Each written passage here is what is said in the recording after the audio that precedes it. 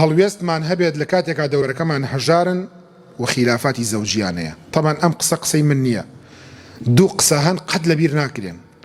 ئەو قسەی کە لە کاتی هەژاریە پێت ئەو تێ کەسێک پێت ئەڵێ کورە تۆ کەی ماڵوەیەم، تۆ مفلیسی، تۆ وای، یان لە کاتی کێشە خێزانەکانە کەسێک لە لای خۆی بۆ چاوکا بڵێ کورە تەلاقی بدە.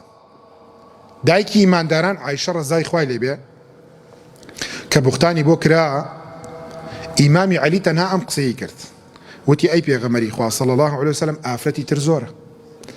عایشە فەرمی ئێستش ئەو قسەی عەلی لە دڵ دەرناچێت. موقیفە ژنی پێغەمبەری خوایە صلی الله علیه وسلم لە دڵی دەرناچێت.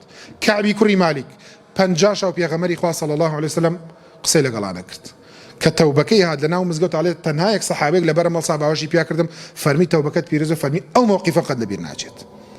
کەواتە ئێمە هەڵوێستمانە بێت با ئێمە هەتا کەسێک لە ژیانایە لەسەر جێگایە بچین بۆ لای لەگەڵ یابین، فەقیرە دوای ئەمرێ تۆ هاوکاری ماڵم ناڵەکەی، تۆ هەتا خۆی لە ژیانە هاوکاری بکە.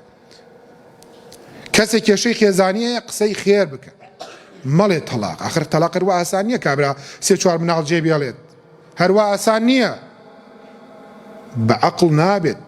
ئەوە بێ بە نەقڵ لەگەڵ یا بجوڵێیتەوە، حەکەمەن من ئەهلیه و حەکەمەن من ئەهلیها. بۆیە بە هاوکاری خەڵکان بین لە کاتی کێشە خێزانیەکانە و هەروەها لە کاتی فەقیری و هەژاریە.